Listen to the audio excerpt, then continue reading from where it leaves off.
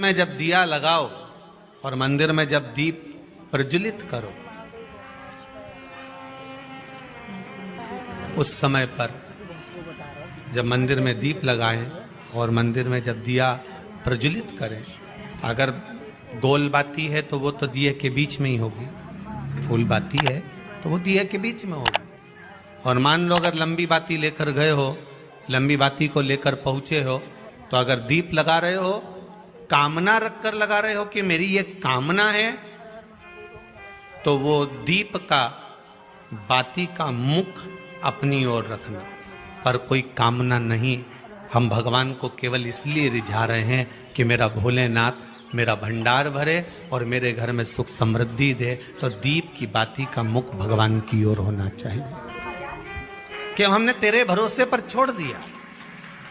अब हम किसी से नहीं पूछेंगे कि हमें क्या करना है, ये दीप की जो बाती का मुख है वो आपकी ओर है। अर्थात मेरा जो जीवन है, मेरा जो संपूर्ण परिवार है, मेरा जो कुटुंब है, मेरा जो कबीला है, मैं जिस घर में निवास करती हूं, मैं जिस घर में रहता हूं, उस घर का संपूर्ण कारभार सब तुम्हारे भरोसे पर है। तो बाती का मुख कहां हो गया? भगवान की ओर हो गया।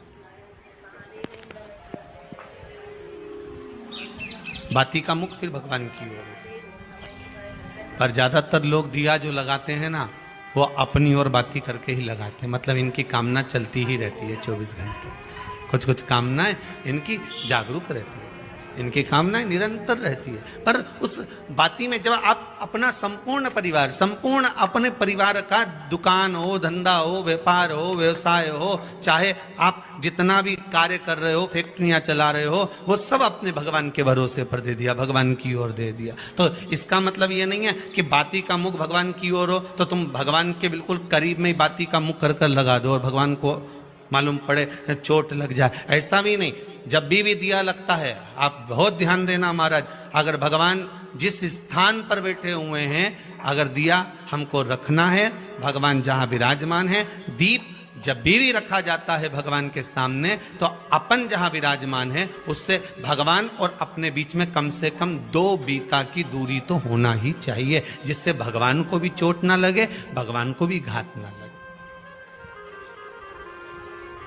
तुलसी महारानी को जो दिया लगाया जाता है वो तुलसा महारानी से दूर लगाना चाहिए। तुलसी के क्यारे में दीप लगाने का प्रमाण नहीं है कि तुम तुलसी के क्यारे के अंदर दिया लगाओ।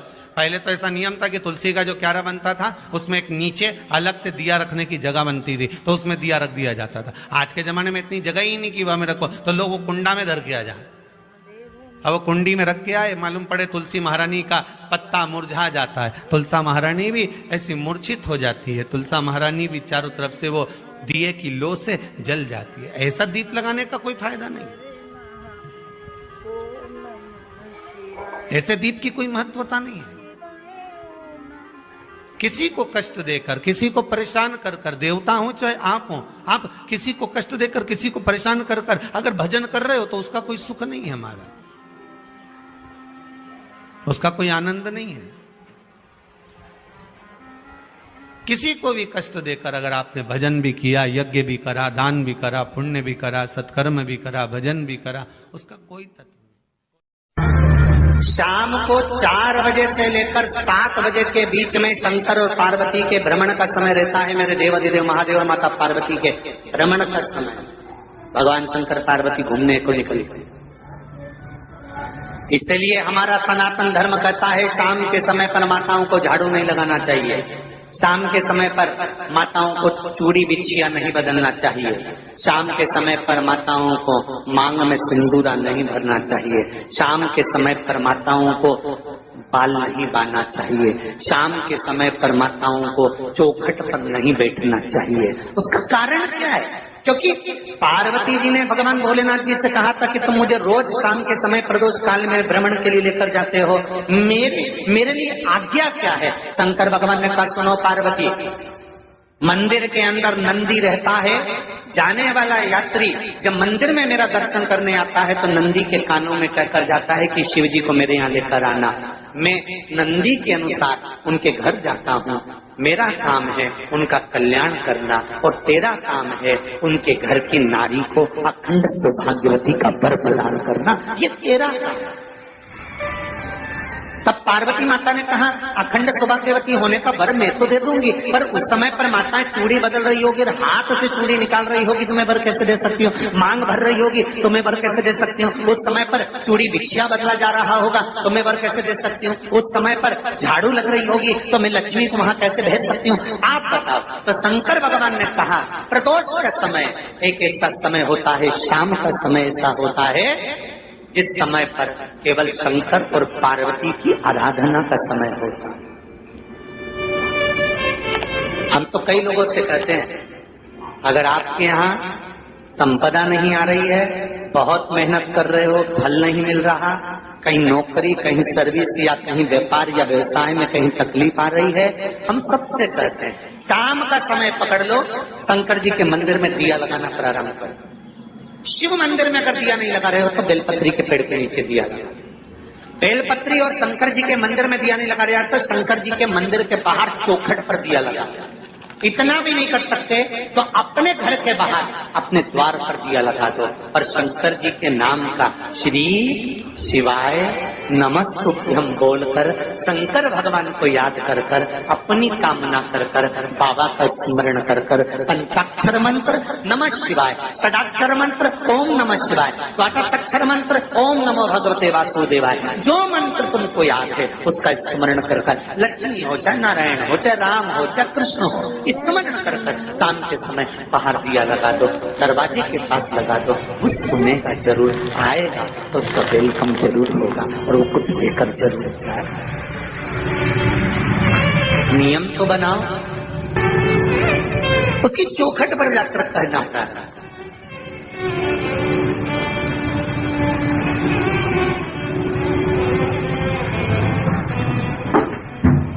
बृहस्पति महाराज ने कहा कि शाम का समय जो प्रदोष का समय होता है उस समय पर इंद्रदेव तुम शंकर जी की आराधना करो।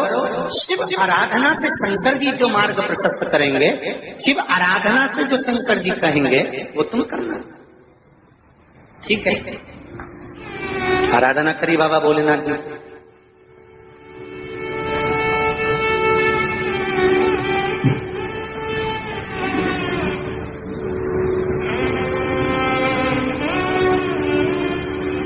मालूम नहीं था इंद्रदेव को।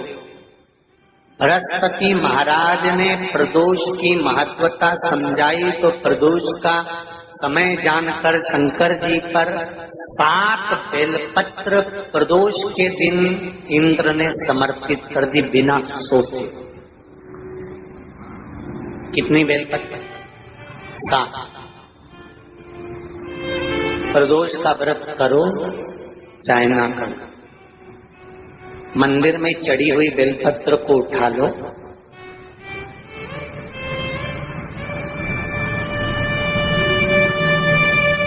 बेलपत्र का ब्रह्म कमल बना लो,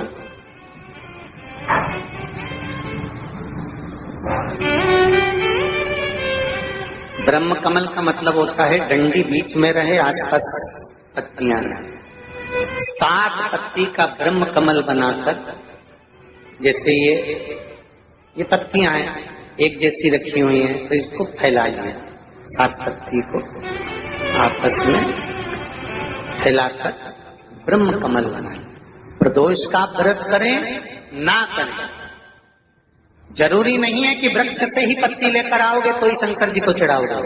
शिव जी पे से चढ़ी हुई उठाकर धोकर ब्रह्म कमल बनाकर बाबा से विनय कर कर, हे प्रभु आज मैं इस काम के लिए जा रहा हूँ, बाबा मेरा यह कार्य है, बोलकर श्री शिवाय नमस्तुभ्यं बोलकर शिवलिंग पर समर्पित कर दो।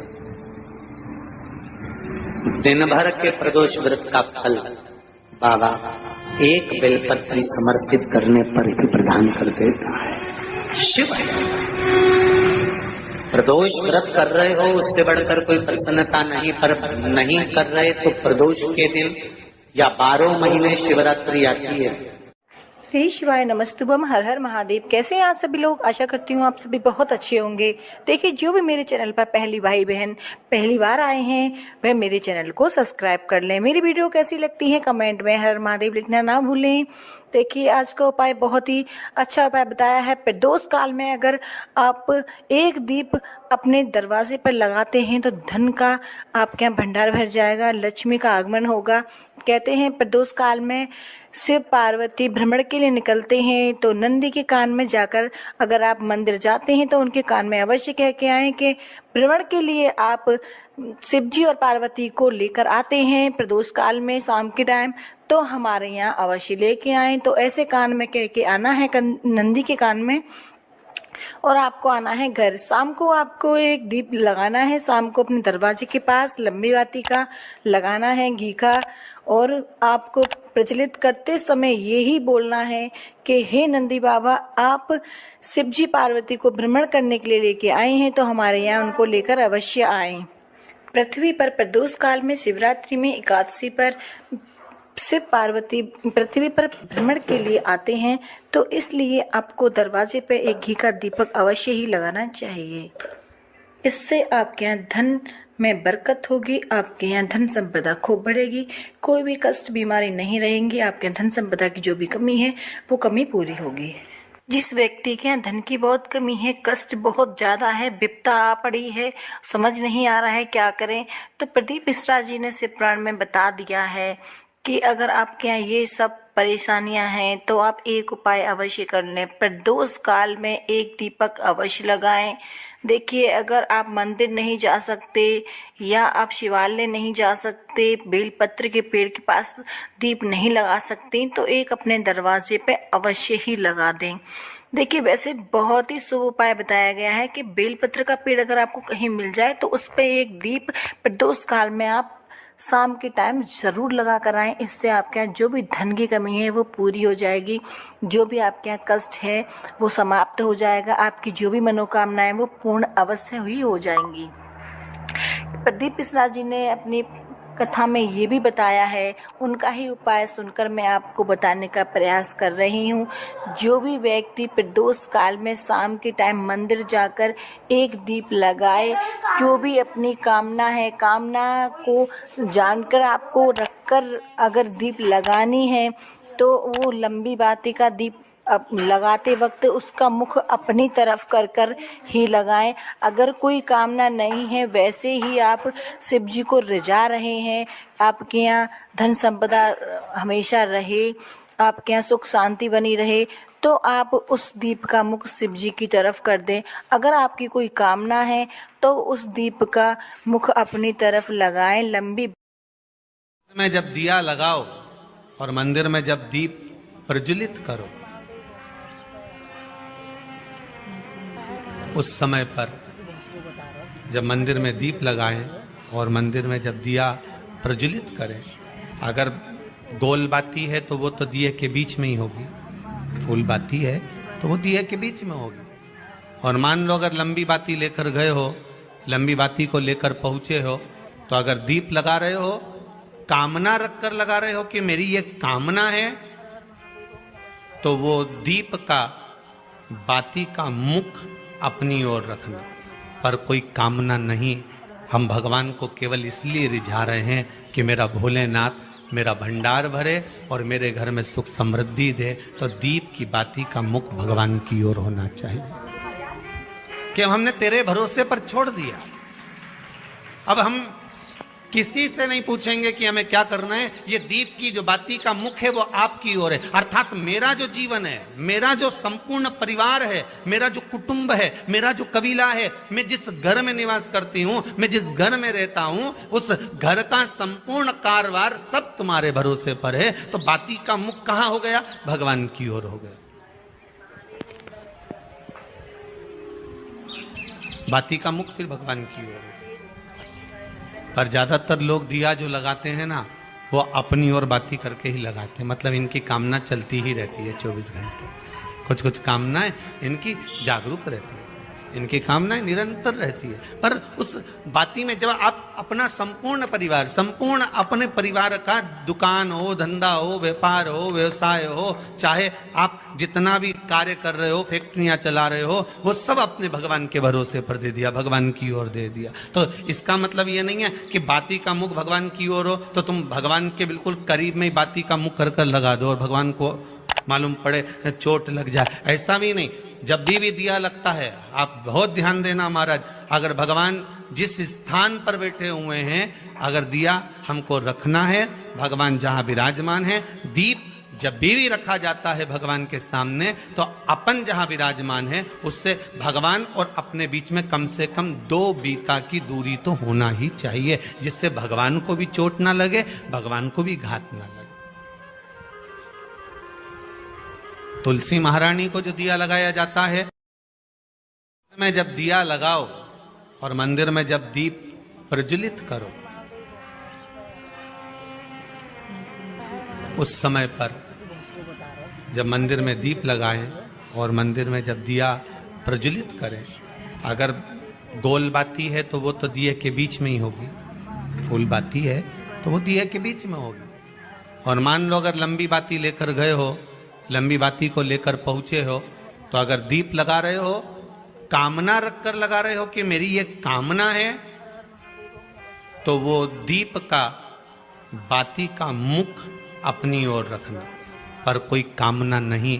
हम भगवान को केवल इसलिए रिझा रहे हैं कि मेरा भोलेनाथ मेरा भंडार भरे और मेरे घर में सुख समृद्धि दे। तो दीप की बाती का मुख भगवान की ओर होना चाहिए कि हमने तेरे भरोसे पर छोड़ दिया।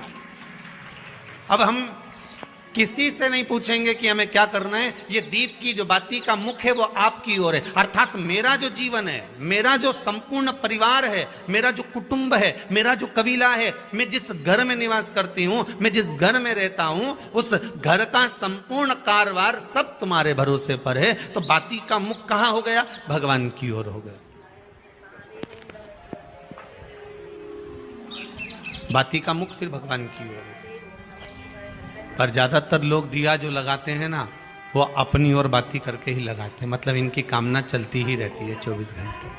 कुछ कुछ कामनाएं इनकी जागरूक रहती है, इनकी कामनाएं निरंतर रहती है। पर उस बाती में जब आप अपना संपूर्ण परिवार, संपूर्ण अपने परिवार का दुकान हो, धंधा हो, व्यापार हो, व्यवसाय हो, चाहे आप जितना भी कार्य कर रहे हो, फैक्ट्रियां चला रहे हो, वो सब अपने भगवान के भरोसे पर दे दिया, भगवान की ओर दे दिया। तो इसका मतलब ये नहीं है कि बाती का मुख भगवान की ओर हो तो तुम भगवान के बिल्कुल करीब में ही बाती का मुख कर लगा दो और भगवान को मालूम पड़े चोट लग जाए, ऐसा भी नहीं।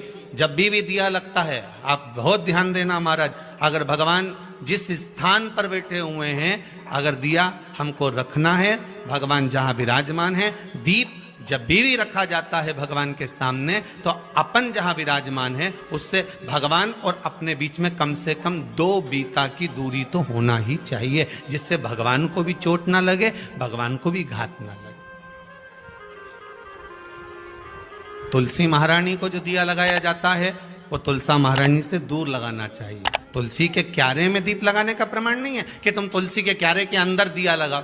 पहले तो ऐसा नियम था कि तुलसी का जो क्यारा बनता था उसमें एक नीचे अलग से दिया रखने की जगह बनती थी, तो उसमें दिया रख दिया जाता था। आज के जमाने में इतनी जगह ही नहीं कि वह में रखो, तो लोग वो कुंडा में धर के आ जाए।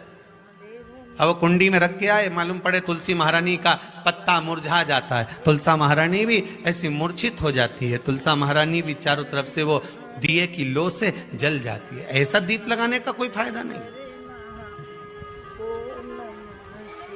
ऐसे दीप की कोई महत्वता नहीं है।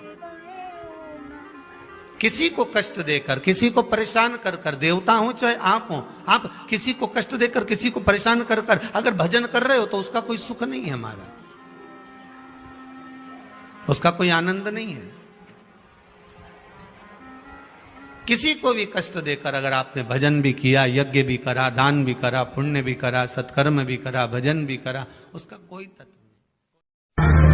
शाम को 4 बजे से लेकर 7 बजे के बीच में शंकर और पार्वती के भ्रमण का समय रहता है। मेरे देवाधिदेव महादेव और माता पार्वती के भ्रमण का समय, भगवान शंकर पार्वती घूमने को निकले।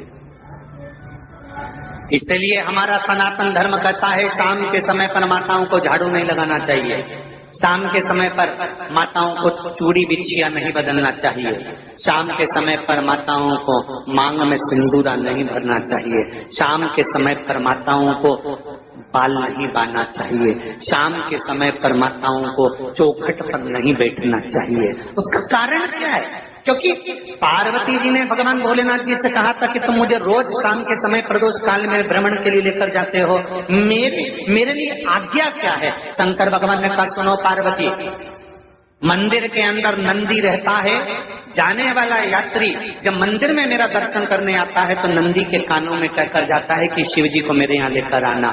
मैं नंदी के अनुसार उनके घर जाता हूँ, मेरा काम है उनका कल्याण करना और तेरा काम है उनके घर की नारी को अखंड सौभाग्यवती का वर प्रदान करना, ये तेरा काम है। तब पार्वती माता ने कहा अखंड सौभाग्यवती होने का वर मैं तो दे दूंगी, पर उस समय पर माताएं चूड़ी बदल रही होगी, हाथ से चूड़ी निकाल रही होगी तो मैं वर कैसे दे सकती हूँ? मांग भर रही होगी तो मैं वर कैसे दे सकती हूँ? उस समय पर चूड़ी बिछिया बदला जा रहा होगा तो मैं वर कैसे दे सकती हूँ? उस समय पर झाड़ू लग रही होगी तो मैं लक्ष्मी को वहां कैसे भेज सकती हूँ? आप बताओ। तो शंकर भगवान ने कहा प्रदोष का समय एक ऐसा समय होता है, शाम का समय ऐसा होता है जिस समय पर केवल शंकर और पार्वती की आराधना का समय होता है। हम तो कई लोगों से कहते हैं अगर आपके यहाँ संपदा नहीं आ रही है, बहुत मेहनत कर रहे हो, फल नहीं मिल रहा, कहीं नौकरी, कहीं सर्विस या कहीं व्यापार या व्यवसाय में कहीं तकलीफ आ रही है, हम सबसे कहते हैं शाम का समय पकड़ लो, शंकर जी के मंदिर में दिया लगाना प्रारंभ करो। शिव मंदिर में अगर दिया नहीं लगा रहे हो तो बेलपत्री के पेड़ के नीचे दिया लगा। बेलपत्री और शंकर जी के मंदिर में दिया नहीं लगा रहा तो शंकर जी के मंदिर के बाहर चौखट पर दिया लगा।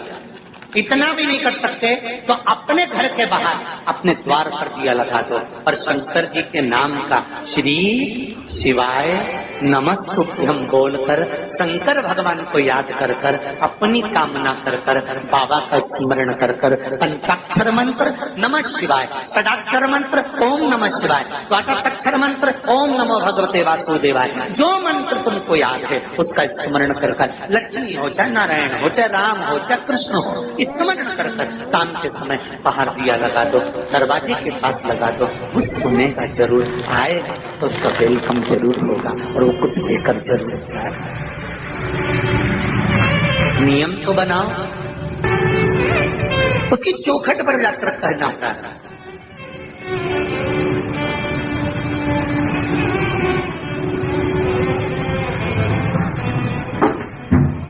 बृहस्पति महाराज ने कहा कि शाम का समय जो प्रदोष का समय होता है उस समय पर इंद्रदेव तुम शंकर जी की आराधना करो।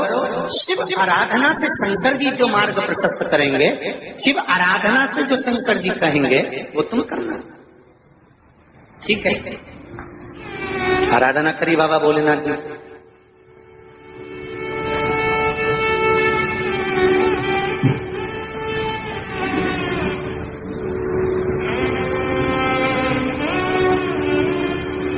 मालूम नहीं था इंद्रदेव को।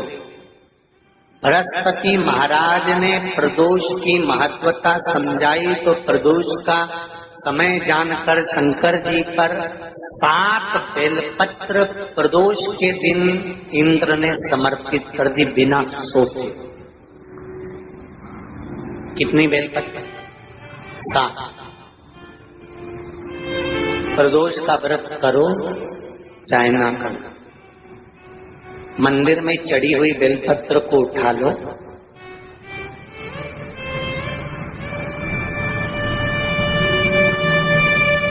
बेलपत्र का ब्रह्म कमल बना लो,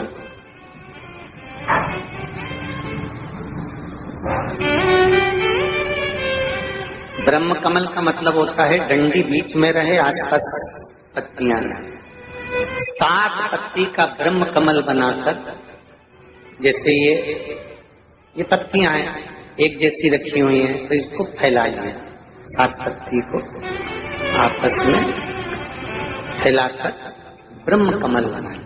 प्रदोष का व्रत करें ना करें, जरूरी नहीं है कि वृक्ष से ही पत्ती लेकर आओगे तो ही शंकर जी को चढ़ाओगे। शिव जी पे से चढ़ी हुई उठाकर धोकर ब्रह्म कमल बनाकर बाबा से विनय कर कर, हे प्रभु आज मैं इस काम के लिए जा रहा हूं, बाबा मेरा यह कार्य है, बोलकर श्री शिवाय नमस्तुभ्यम बोलकर शिवलिंग पर समर्पित कर दो। दिन भर के प्रदोष व्रत का फल बाबा एक बेलपत्री समर्पित करने पर ही प्रदान कर देता है। शिव प्रदोष व्रत कर रहे हो उससे बढ़कर कोई प्रसन्नता नहीं, पर नहीं कर रहे तो प्रदोष के दिन या 12 महीने शिवरात्रि आती है